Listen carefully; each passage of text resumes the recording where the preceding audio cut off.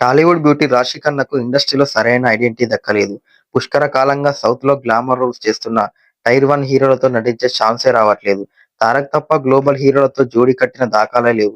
Career స్టార్టింగ్‌లో బొద్దుగా ఉందన్న విమర్శలు కూడా పాజిటివ్‌గా తీసుకొని స్లిమ్ అయినా కూడా రాశిని సరిగ్గా యూజ్ చేసుకోవడంలో టాలీవుడ్ ఫెయిల్ అయిందనే చెప్పాలి.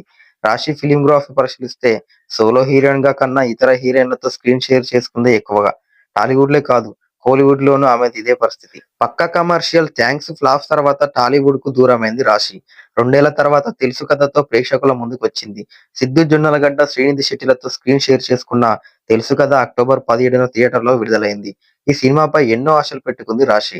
ప్రమోషనల్ ఈవెంట్స్‌లో పాల్గొని ఈ సినిమాను మరింత ప్రమోట్ చేసింది. కానీ రాశి పెట్టుకున్న ఆశలన్నీ అడియాసలయ్యాయి. 'తెలుసు కథ' తొలి ఆట నుండే ప్రేక్షకుల నుండి మిశ్రమ స్పందన తెచ్చుకొని బిలో యావరేజ్ కలెక్షన్స్ రాబట్టింది. థియేట్రికల్ రన్ కూడా ఆల్మోస్ట్ క్లోజ్ అయినట్టే. 'తెలుసు కథ'తో రాశి ఖన్నా ఖాతాలో మరో ఫ్లాప్ వచ్చి చేరింది. ఇక తెలుగులో రాశి ఖన్నాకు ఉన్న ఒకే ఒక్క cinema 'Ustaad Bhagat Singh'. Power star Pawan Kalyan హీరోగా హరీష్ శంకర్ డైరెక్షన్‌లో వస్తున్న ఈ సినిమా ఒక్కటే రాశి చేతిలో ఉంది. మరి ఈ సినిమాతోనైనా మంచి హిట్ కొట్టి టాలీవుడ్‌లో మంచి సినిమా అవకాశాలు అందుకోవాలని ఆశిద్దాం.